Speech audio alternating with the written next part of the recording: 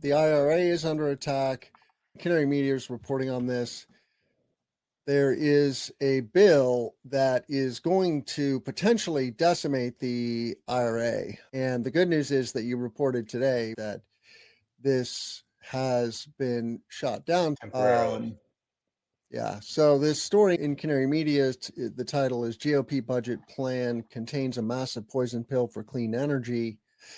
And the thing in this story that really stands out is that the IRA encouraged $321 billion in domestic clean energy projects.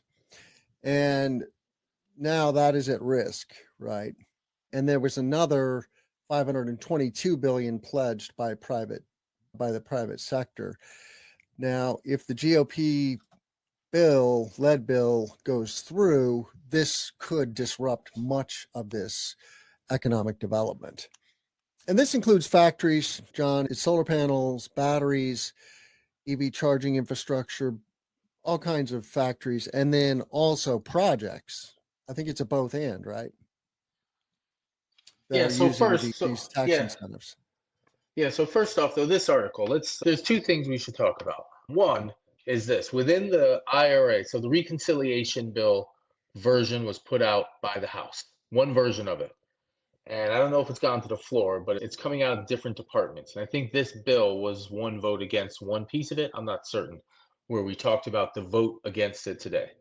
But when we talk about this poison pill, let's talk about that first. So the poison pill says that no project can receive federal funding, essentially, that has hardware that comes through these groups, these countries. And one of Mm-hmm. them is China, one of them is Russia. And here's the nuance where it gets to be unusable slash poison pill. It's that the way the language is put in, it allows for the government to force you to verify, all subcomponents and all of their supply Yeah. chain paths.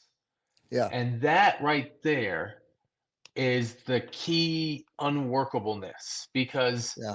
right now what's happening with that is the UFPLA, the Uyghur Protection Yeah. documentation that is pushing against China. It's easier to manage there because you're just talking silicon and then wafers and then cells. But if you think about an inverter and all the places that has to come from and what stack of paperwork you would need to get through customs, and then customs has to approve it. So it's not like by default approved. They have to be like approved. And it's going to cause challenges